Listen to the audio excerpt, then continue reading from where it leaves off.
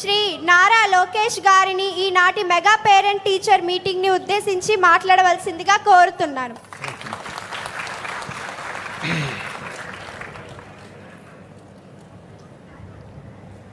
అమ్మకు జైజేలు, నాన్నకు జైజేలు, గురువుకి జైజేలు, భవిష్యత్తు ఇచ్చే బడికి జైజేలు. ఈరోజు ఈ మెగా పేరెంట్ టీచర్ మీటింగ్ సమావేశానికి విచ్చేసిన గౌరవ ముఖ్యమంత్రి శ్రీ నారా చంద్రబాబు నాయుడు గారికి, శాసనసభ్యులు మిత్రుడు నిమ్మక జయకృష్ణ గారికి, ఇక్కడ విచ్చేసిన ఐఏఎస్ అధికారులు కూనా శశిధర్ గారికి, విజయ రామరాజు గారికి, శ్రీనివాస్ గారికి, ఉపాధ్యాయులకి, తల్లిదండ్రులందరికీ నా హృదయపూర్వక నమస్కారం. తల్లి రుణం, తండ్రి రుణం, గురువు రుణం, ఇవి ప్రతి ఒక్కరూ తీర్చాల్సిన రుణం. శ్రీకాకుళంకి చెందిన కథ రచయిత కాశీపట్నం రామారావు గారు కారా మాస్టర్ని మనందరం ఆప్యాయంగా పిలిచే వ్యక్తి కొన్ని గొప్ప మాటలు చెప్పారు. దాంట్లో ఆయన చాలా స్పష్టంగా మనం తీర్చే రుణాల్లో ఇంకో ముఖ్యమైన రుణం ఉందని, అదే సామాజిక రుణం. సమాజం మన కోసం అనేక విధాలుగా సహకరిస్తారు, అండగా నిలబడతారు. అందుకే సమాజానికి మనం తిరిగి ఇవ్వాలనేది ఆయన పదే పదే చెప్పారు.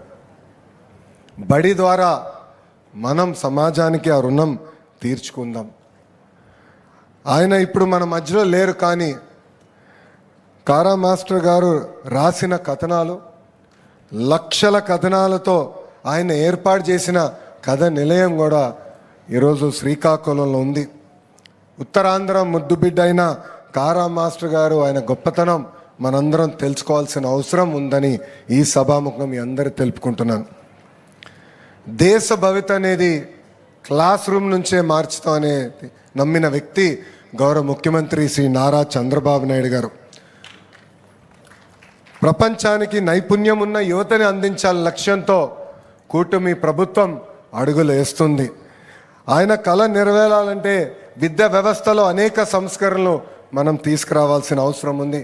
దీంట్లో మనందరం అంటే ఉపాధ్యాయులు, తల్లిదండ్రులు, విద్యార్థులు, అధికారులు అందరం కలిసికట్టుగా పనిచేయాల్సిన అవసరం చాలా చాలా ఉంది. అందుకే ఈరోజు ఈ పేరెంట్ టీచర్ మీటింగ్ సమావేశం ఏర్పాటు చేశాం. గతంలో ఎప్పుడు జరిగిన విధంగా అందరిని అనుసంధానం చేసే మార్గం మన ప్రభుత్వం ఎంచుకుంది. మొదటి పేరెంట్ టీచర్ మీటింగ్ బాపట్లో ఏర్పాటు చేశాం, రెండోది సత్యసాయి జిల్లాలో ఏర్పాటు చేశాం, మూడోది పార్వతీపురం మన మన్యం జిల్లాలో ఏర్పాటు చేసుకుంటాం కూడా ఈరోజు జరిగింది. ముఖ్య అతిథిగా గౌరవ ముఖ్యమంత్రి గారు హాజరవుతాం. నిజంగానే నా అదృష్టంగా, ఒక విద్యాశాఖ మార్చులుగా నా అదృష్టంగా నేను భావిస్తున్నా. అభివృద్ధి వికేంద్రీకరణ గురించి పెద్ద ఎత్తున చర్చ జరుగుతుంది. అన్ని ప్రాంతాలు సమగ్రంగా అభివృద్ధి చెందాలనేది గౌరవ ముఖ్యమంత్రి గారి ఆలోచన.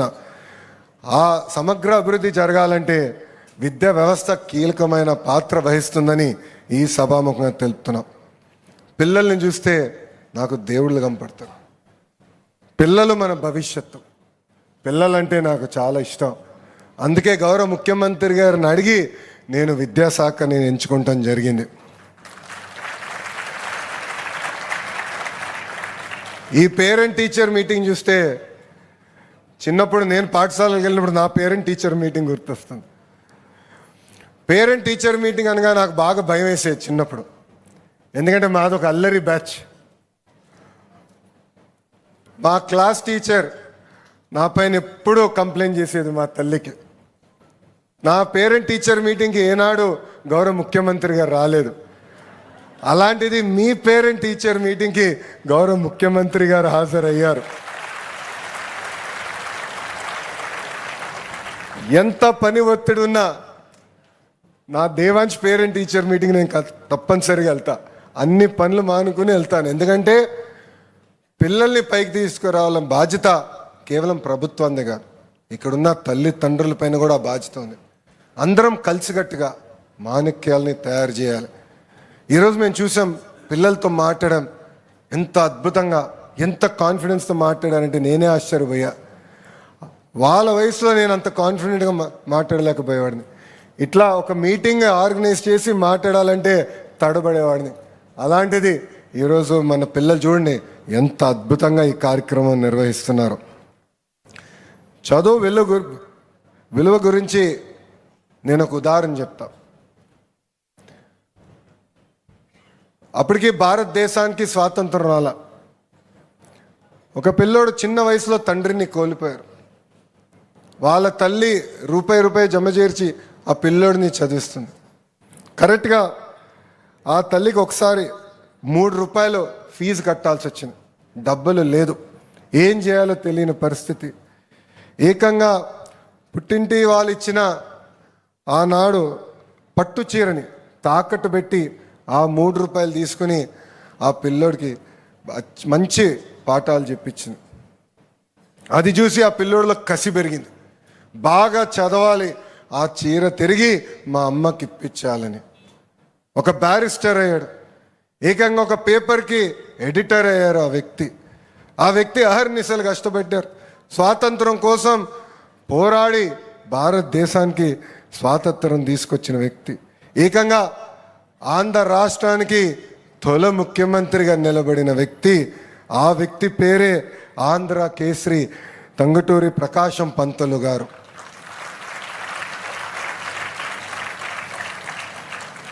ఆయన తల్లి పేరు సుబ్బమ్మ. అంటే స్వాతంత్రం వచ్చే ముందల చదువు విలువెంతో ఆ తల్లికి తెలుసు. ఇది ఇక్కడున్న పిల్లలు మనందరం మర్చిపోకూడదు. ఈరోజు మనం ఈ స్థాయికి వచ్చామంటే మన తల్లిదండ్రుల త్యాగాలు చాలా ఉన్నాయి.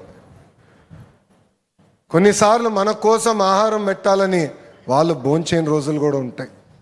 మనకి జ్వరం వస్తే చాలా దిగులు పడతారు. సో ఇది తల్లిదండ్రుల్ని మనం మర్చిపోకూడదని ఇక్కడున్న పిల్లలందరూ కూడా నేను తెలియజేస్తున్నా. పిల్లలకి ఏకంగా చదువుతో పాటు నైతిక విలువలు అనేది చాలా చాలా అవసరం. ఇప్పుడే తమ్ముడు చాలా బాగా మాట్లాడాడు, ఎంత అద్భుతంగా మాట్లాడాడు. నైతిక విలువలు సమాజంలో పెరగాలనే లక్ష్యంతో ఏకంగా చాగంటి కోటేశ్వరరావు గారికి క్యాబినెట్ ర్యాంక్ ఇచ్చి ప్రభుత్వానికి సలహాదారులు చేసిన వ్యక్తి గౌరవ ముఖ్యమంత్రి చంద్రబాబు నాయుడు గారు. కానీ చాగంటి కోటేశ్వరరావు గారి గొప్పతనం ఏంటంటే క్యాబినెట్ ర్యాంక్ ఇచ్చినా ప్రభుత్వం వాహనం ఆయన వాడడు, క్యాబినెట్ ర్యాంక్ ఇచ్చినా ప్రభుత్వం ఫోన్ వాడరు. ఆయన ఒక బాధ్యత ఇచ్చారు గౌరవ ముఖ్యమంత్రి గారు, ఆ బాధ్యత నేను నెరవేర్చుతానని కంకణం కట్టుకుని ఆయన ముందరికి వెళ్తున్నారు. 6వ తరగతి నుంచి 10వ తరగతి పిల్లల కోసం ప్రత్యేకంగా నైతిక విలువలపైన పుస్తకాలు రూపొందించి అది మన పిల్లలకి మన ప్రభుత్వం కూడా అందజేస్తుంది. ఇంతేకాదు ఇక్కడ ఉన్న పిల్లలందరూ కూడా నేను కొన్ని విషయాలు కోరాలనుకుంటున్నా. తల్లి ప్రేమ, నాన్న త్యాగం, గురువుల గొప్పతనం మనందరం తెలుసుకోవాల్సిన అవసరం చాలా చాలా ఉంది. మన చాగంటి కోటేశ్వరరావు గారు ఒక మంచి మాట చెప్పారు. ఆ మీటింగ్ అయిన తర్వాత మరుసటి రోజు గౌరవ ముఖ్యమంత్రి గారితో బ్రేక్ఫాస్ట్ చేస్తుండే ముఖ్యమంత్రి గారు మళ్ళీ మాకు రిమైండ్ చేశారు. ఆయన ఏమన్నారంటే తల్లికి చెప్పలేని ఏ పని మనం చేయకూడదని, తల్లికి చెప్పలేని ఏ పని మనం చేయకూడదని. అంటే దాని వెనకాల ఎంత వ్యూహం ఉంటుందో మనందరం ఒక్కసారి ఆలోచించాల్సిన అవసరం ఉంది. మొన్న నేను పుట్టపర్తికి వెళ్ళా. అక్కడ భగవాన్ సత్యసాయి గారి సత్య జయంతి ఉత్సవాలు జరిగినాయి. ఆ మీటింగ్లో మేము అందరం కూర్చున్నాం. సుమారుగా 3000 మంది పిల్లలు వచ్చారు, వాళ్ళ తల్లిదండ్రులు వచ్చారు. 3 గంటల సేపు నేలపైన కూర్చున్నారు. మీలాగా కుర్చీలో కాదు, నేలపైన కూర్చున్నారు. ఎవరన్నా దగ్గుతే తప్ప అంత కొయ్యిట్టుగా విన్నారు. 3 గంటల తర్వాత మీటింగ్ అయింది. అందరు నుంచున్నారు, చుట్టుపక్కల చూశారు. వాటర్ బాటిల్ ఉంటే తీసుకున్నారు, ఒక కాగితం ఉంటే తీసుకెళ్ళి చెత్తబుట్లో పడేసిన తర్వాతనే వాళ్ళ అకామిడేషన్ అంటే హౌసింగ్కి వెళ్ళారు. అందుకే ఇక్కడున్న మనందరం కూడా చుట్టుపక్కల ఉన్న ప్రాంతాన్ని శుభ్రంగా పెట్టుకోవాలి. ఇది కేవలం పక్కోడి సమస్యనో ప్రభుత్వ సమస్యతో కాదు, ఇది మన సమస్య. ఇక్కడ చూస్తున్నా కొన్ని వాటర్ బాటిల్స్ ఉన్నాయి. మీటింగ్ అయిన తర్వాత అందరూ వాటర్ బాటిల్స్ తీసుకుని చెత్త బుట్టలు వేయాలి. మొత్తం ప్రాంగణాన్ని శాశ్వతంగా శుభ్రంగా పెట్టుకోవాల్సిన బాధ్యత ఇక్కడ మన అందరిపైన ఉందని సభాముఖంగా మీ అందరు తెలియజేస్తున్నాం. మొన్న రాజ్యాంగం దినోత్సవం జరిగింది. గౌరవ ప్రధానమంత్రి శ్రీ నరేంద్ర మోడీ గారు అన్ని రాష్ట్రాల్లో మీకు తోచిన విధంగా ఏర్పాటు చేయండి, ప్రజల్లో చైతన్యం తీసుకురండి అని చెప్పారు. మొదటిసారి జరిగినప్పుడు నేను అంత ప్రిపేర్డ్గా లేను. ఆనాడు గౌరవ ముఖ్యమంత్రి గారికి నేను హామీ ఇచ్చా, సార్ కరెక్ట్గా 1 సంవత్సరం సమయం ఇవ్వండి, పిల్లల కోసం పిల్లలకి అర్థమయ్యే విధంగా బాల రాజ్యాంగం రూపొందించి వాళ్ళ చేతుల్లో నేను పెడతాను. ప్రాథమిక హక్కులే కాదు, ప్రాథమిక బాధ్యతలు ఏంటో కూడా మేము తెలియజేసే బాధ్యత మేము తీసుకుంటామని చెప్పాం. మొన్న మన అసెంబ్లీ బయట ఇట్లనే టెంట్లేసి పిల్లల చేత మాక్ అసెంబ్లీ ఏర్పాటు చేశాం. 175 మంది పిల్లలు అద్భుతంగా వాళ్ళ నియోజకవర్గాల్లో పోటీల్లో పాల్గొని నంబర్ 1 అయిన తర్వాత అక్కడికి వచ్చారు. ఇన్ఫ్యాక్ట్ శాసనసభ్యుల కన్నా అద్భుతంగా ఆ రోజు పిల్లలు ప్రజల సమస్యలపైన చర్చించి మాట్లాడి పోరాడి ఒక దిశ నిర్దేశనం మా అందరికి ఇచ్చారు. ఇక్కడున్న తల్లిదండ్రులు పిల్లలందరూ ఒక విషయం గుర్తుపెట్టుకోవాలి, మహిళల్ని గౌరవించాల్సిన బాధ్యత మనందరిపైన ఉంది. తెలుగు వాడక భాషలో కొన్ని పదాలు వాడతారు, అది నేను ఎప్పుడైనా బాధ కలుగుతుంది. మహిళల్ని కించపరిచే విధంగా వాడతారు. గాజులు తొడుక్కున్నావా, చీర కట్టుకున్నావా, అమ్మాయిలాగా ఏడవద్దు, అమ్మాయిలాగా వివరించదనే ఇంట్లో వాడక భాషలో ఈ పదాలు వాడతాం. దీనికి ఫుల్ స్టాప్ పెట్టాల్సిన బాధ్యత ఇక్కడున్న తల్లిదండ్రులు పిల్లలపైన ఉంది. ఎవరన్నా ఈ భాష వాడితే వాళ్ళు ఒకటే చెప్పండి, విద్యాశాఖ మంత్రులు లోకేష్ చెప్పాడు ఈ భాష వాడేదానికి లేదు, మీరు వాడితే హెచ్ఎం గారికి రిపోర్ట్ చేస్తామని వాళ్ళకి చాలా స్పష్టంగా చెప్పాల్సిన అవసరం ఉంది. సమాజంలో ఎప్పుడైతే మహిళల్ని మగవాళ్ళతో సమానంగా గౌరవిస్తామో అప్పుడే ఆ సమాజం డెవలప్డ్ సమాజం అవుతుంది. ఇతర దేశాల కన్నా అగ్రస్థానంలో మనం నిలబడతాం. ఆర్థికంగా మనం ముందరికి వెళ్తున్నాం, నంబర్ 1 అవుతాం ఖాయం, దాంట్లో ఎలాంటి సందేహం లేదు. కానీ మహిళల్ని గౌరవించాల్సిన బాధ్యత ఇక్కడ ఉన్న మనందరిపైన ఉంది. అందుకనే నేను విద్యాశాఖ మార్చులు అయిన తర్వాత ప్రాథమిక పాఠశాలలో మన పిల్లలకి ఇస్తున్న పుస్తకాలు చూసా, దాంట్లో ఇంటి పనులన్నీ ఆడవాళ్ళు చేసే ఫోటోలు ఉన్నాయి. నేను అప్పుడు అధికారులను అడిగా, నేను పెరిగే సమయంలో 50-50 చేశాం. బ్రహ్మని నాకు పెళ్ళి ఇప్పటికీ 19 సంవత్సరాలు అయింది. ఇంటి పనులు మేము 50-50 చేస్తాం, ఎందుకు బుక్కుల్లో 50-50 లేదని ఏకంగా 50% ఫోటోలు మగవాళ్ళు కూడా ఇంటి పనులు చేసే విధంగా మేము రూపొందించాం. నిజమైన మార్పు ప్రాథమిక పాఠశాల నుంచి మొదలవుతుంది. ఇక్కడ చాలామంది అక్కలు నవ్వుతున్నారు. నేను చెప్పిన దాంట్లో ఎలాంటి పొరపాటు లేదు కదా తల్లి, కరెక్ట్గా చెప్పానా? ఇంకో పక్కనే తల్లి, పాఠశాలని రాజకీయాలకి దూరంగా పెట్టాం. మీరు చూస్తే రాజకీయ నాయకుల పేరులతో స్టూడెంట్ కిట్ ఇవ్వలేదు. సర్వేపల్లి రాధాకృష్ణ గారి పేరుతో స్టూడెంట్కి ఇచ్చాం. డొక్కా సీతమ్మ గారి పేరుతో మధ్యాహ్నం భోజనం పథకం ఏర్పాటు చేస్తున్నాం. మీరు చూడండి, మీ పిల్లలకి అందించిన పుస్తకాల్లో కానివ్వండి, మెటీరియల్లో కానివ్వండి, చివరికి ఇక్కడున్న ఫ్లెక్సీలో కూడా గౌరవ ముఖ్యమంత్రి గారి ఫోటో కానివ్వండి, ఉప ముఖ్యమంత్రి గారు పవన్ అన్న గారి ఫోటో కానివ్వండి, లేదంటే విద్యాశాఖ మార్చులుగా నా ఫోటో కానివ్వండి, ముందు మాట కానీ ఎక్కడా లేని పరిస్థితి. ఎందుకంటే రాజకీయాల్ని పాఠశాలకు దూరంగా పెట్టాలనేది గౌరవ ముఖ్యమంత్రి గారు నాకు ఇచ్చిన ఆదేశాలు, అది తూచా తప్పకుండా మేము అమలు చేస్తున్నాం. అనేక సంస్కరణలు తీసుకొచ్చామమ్మా. 9600 పాఠశాలలో 1 క్లాస్ 1 టీచర్ విధానం తీసుకొచ్చాం. కరికులంని బలోపేతం చేస్తున్నాం. ఇప్పుడే గౌరవ ముఖ్యమంత్రి గారు చూపించాం క్లిక్కర్ టెక్నాలజీ ఎలా వాడచ్చని. కేవలం పాఠాలే చెప్తాం కాదు, దాంట్లో ఎంతవరకు నేర్చుకున్నారు, డెప్త్ ఎంతవరకు వచ్చిందో నేరుగా తెలుసుకునేదానికి క్లిక్కర్ టెక్నాలజీ తీసుకొచ్చాం. పైలట్ ప్రాజెక్ట్ మన పాఠశాలలో అమలు చేశాం, అది కూడా ముందలు తీసుకెళ్తాం. ఉపాధ్యాయులు గతంలో ట్రాన్స్ఫర్ అవ్వాలంటే ఇబ్బంది పడ్డేవారు. ట్రాన్స్పరెంట్గా భారతదేశంలో ఏ రాష్ట్రంలో లేని విధంగా ఒక టీచర్ ట్రాన్స్ఫర్ యాక్ట్ వాళ్ళ కోసం తీసుకొచ్చాం. ఇన్ సర్వీస్ టీచర్స్ కూడా ఏకంగా ఈ టెట్ ఆప్షనల్ చేశాం. ఉత్తమ ఉపాధ్యాయుల్ని ఎక్స్పోజర్ విజిట్స్ కోసం ఫిన్లాండ్, సింగపూర్ లాంటి దేశాలు కూడా పంపించాలని గౌరవ ముఖ్యమంత్రి గారు నాకు ఆదేశాలు కూడా జారీ చేశారు. త్వరలో వాళ్ళు కూడా ఇతర దేశాలకు పంపించి అక్కడ నేర్చుకుని తిరిగి వచ్చి ఇక్కడ ఆ క్వాలిటీ ఎడ్యుకేషన్ ప్రభుత్వ పాఠశాలలో అందజేసే బాధ్యత ఒక విద్యాశాఖ మార్చులుగా నేను తీసుకుంటానని ఈ సభాముఖం మీ అందరికీ నేను హామీ ఇస్తున్నా. ఇంతేకాదు లీప్ యాప్ ఏర్పాటు చేశాం. ఇక్కడున్న తల్లిదండ్రులు అడుగుతున్నా, ఎంతమందికి ఈ లీప్ యాప్ గురించి తెలుసు? తెలుసు అన్న వాళ్ళు చేతులు పైకెత్తండి. చాలా తక్కువ మంది ఉన్నారు ఇక్కడ. అంటే నేను ఎక్కడో ఒక ఆలోచనలో ఉన్న ఫీల్డ్ ఇంప్లిమెంటేషన్కి వచ్చి చాలా గ్యాప్ వస్తుంది. అధికారులందరూ తెలియజేస్తున్నా, ఇమ్మీడియట్గా మనం తల్లిదండ్రులకి మెసేజ్ ద్వారా, ఈవీఆర్ఎస్ ద్వారా, వాట్సాప్ ద్వారా, ఎస్ఎంఎస్ ద్వారా లీప్ యాప్ గురించి తెలియజేయాల్సిన బాధ్యత మనందరి పైన ఉంది. ఈ లీప్ యాప్ ద్వారా మీ పిల్లల మార్కులు, అటెండెన్సు, ఏ సబ్జెక్టులో వెనకబడ్డారు నేరుగా తెలుసుకోవడానికి మీకు అవకాశం ఉంటుంది. మీ పిల్లలకి ఏ సబ్జెక్ట్, ఏ టీచర్ కూడా నేర్పిస్తారనేది నేరుగా తెలిసేదానికి అవకాశం ఉంటుంది. ఆ లీప్ యాప్ గూగుల్ ప్లే స్టోర్లో ఉంది. అది డౌన్లోడ్ చేసుకోండి, రిజిస్టర్ అవ్వండి. ఆ లీప్ యాప్ ద్వారా తల్లిదండ్రుల్ని, ఉపాధ్యాయుల్ని, పిల్లల్ని అనుసంధానం చేసే లక్ష్యంతో మేము పనిచేస్తున్నామని ఇక్కడున్న తల్లిదండ్రులందరూ కూడా తెలియజేసుకుంటూ, చివరిగా ప్రభుత్వ పాఠశాలలు అంటే కొంతమందికి చిన్న చూపు ఉంది.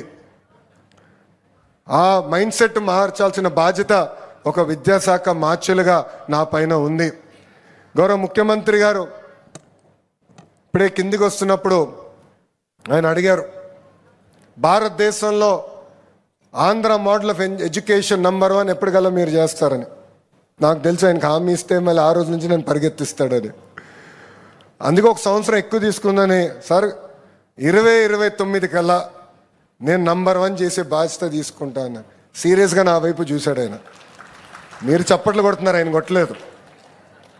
ఆయన నా వైపు సీరియస్గా చూసుకుని, ఒక పక్కన ఐటీ శాఖ మార్చులు మీరే, విద్యాశాఖ మార్చులు మీరే, బాధ్యత మీ పైన ఉంది. టెక్నాలజీతో జోడించి మెరుగైన విద్య అందించండి. కేవలం 2 సంవత్సరాలు ఇస్తున్నా ఆంధ్ర మోడల్ ఆఫ్ ఎడ్యుకేషన్ భారతదేశంలోనే నంబర్ 1 చేయండి అనే ఆదేశాలు ఆయన ఈరోజు నాకు జారీ చేశారు. ఆ ఆదేశాలు తప్పనిసరిగా మేము స్వీకరిస్తాం. 100% భారతదేశంలోనే నంబర్ 1 చేసే బాధ్యత మేము తీసుకుంటామని ఈ సభాముఖంగా గౌరవ ముఖ్యమంత్రి గారికి నేను హామీ ఇస్తూ, వెనకొండి నాకెప్పుడు సలహాలు ఇస్తున్న ఒక వ్యక్తి, ఆయన గౌరవ ఉప ముఖ్యమంత్రి, నాకు అన్న సమానమైన పవన్ అన్న గారు. క్యాబినెట్ మీటింగ్ కరెక్ట్గా ముందెళ్తాం. ఒక 15-20 నిమిషాలు ఉంటుంది. ఎప్పుడు వెళ్ళి అన్ని కలుస్తా, డిస్కస్ చేస్తాం. మధ్యాహ్నం భోజనం విషయంలో కానీ, స్కూల్ కిట్ గురించి కానీ, కరికులం గురించి కానీ, మహిళలు గౌరవిస్తాం విషయంలో కానివ్వండి, ఇవన్నీ మేము డిస్కస్ చేస్తాం. ఇది ఎందుకు చెప్తున్నానంటే టీం వర్క్గా మేము పనిచేయాలి. మీ పిల్లల గురించి అందరం ఆలోచిస్తున్నాం. నాకు కూడా టైం టు టైం సలహాలు ఇచ్చి నడిపిన గౌరవ ఉప ముఖ్యమంత్రి గారికి, పవనన్నకి ఈ సభాముఖంగా నా కృతజ్ఞతలు కూడా తెలుపుకుంటూ, ఈ సభాముఖంగా ఆంధ్ర రాష్ట్రంలో ఉన్న తల్లిదండ్రులందరూ కూడా ఒక విషయం చెప్పాలనుకుంటున్నా. ఈరోజు ప్రభుత్వ పాఠశాలలో అద్భుతమైన యూనిఫామ్లు ఇస్తున్నాం, పుస్తకాలు ఇస్తున్నాం, బ్యాగులు ఇస్తున్నాం, చివరికి షూస్ కూడా ఇస్తున్నాం. ఏదో చదువుతో కాదు, పాఠాలతో పాటు ఆటలు, యోగా, ఇవన్నీ కూడా మేము నేర్పిస్తున్నాం. నైతిక విలువలు కూడా పిల్లలకి అందజేస్తున్నాం. రండి, మీ పిల్లల్ని కూడా ప్రభుత్వ పాఠశాలలో చేర్చండి. కలిసిగట్టుగా మాణిక్యాలని తయారు చేసే బాధ్యత మనందరం తీసుకుందామని ఈ సభాముఖంగా ఆంధ్ర రాష్ట్ర ప్రజలందరికీ నేను పిలుపునిస్తూ, నాకింత అద్భుతమైన అవకాశం ఇచ్చిన గౌరవ ముఖ్యమంత్రి గారికి నా హృదయపూర్వక ధన్యవాదాలు తెలియజేసుకుంటున్నా. ఎందుకంటే ఎప్పుడు నేను ఏం అడిగినా విద్యా విధానంలో అనేక సంస్కరణలు తీసుకురావాలనుకుంటున్నాను సార్.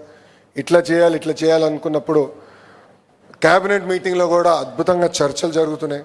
టీచర్ ట్రాన్స్ఫర్ యాక్ట్ మీద సుమారుగా 30 నిమిషాల పాటు చర్చ జరిగింది. పర్ఫార్మెన్స్ ఇంప్రూవ్ చేయండి, లెర్నింగ్ అవుట్కమ్స్ ఇంప్రూవ్ చేయండి అని వెనుకొండి మమ్మల్ని నడిపిస్తున్న గౌరవ ముఖ్యమంత్రి గారు. నవ్వుతా నేను ఎప్పుడు చెప్తా ఉంటా, యువకులం, ఉత్సాహవంతులం, మిసైల్ లాంటి వాళ్ళం. కానీ గౌరవ ముఖ్యమంత్రి గారు ఆయనకున్న అనుభవాలతో ఆయన జీపీఎస్ లాంటి వారు. అంటే మిసైల్ ఎక్కడికి వెళ్ళాలి, సరే డైరెక్షన్లో వెళ్తుందా లేదా అని టైం టు టైం చెక్ చేస్తూ మాకు చెప్తా ఉంటారు. లేదంటే మేము మా పైన పడి మొత్తం సెల్ఫ్ డిస్ట్రక్షన్ చేసే పరిస్థితి కూడా ఉంటుంది. అందుకే అద్భుతమైన టీం ఉంది.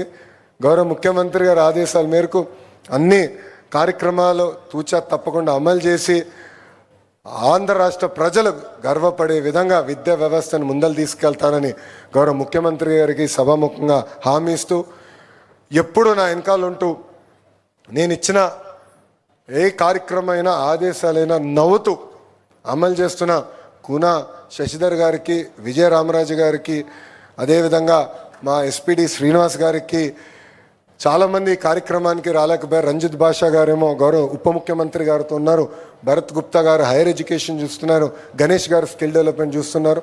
మనందరం ఒక పవిత్రమైన బాధ్యత తీసుకున్నాం, మనందరం కలిసికట్టుగా ముందరికెళ్తున్నాం.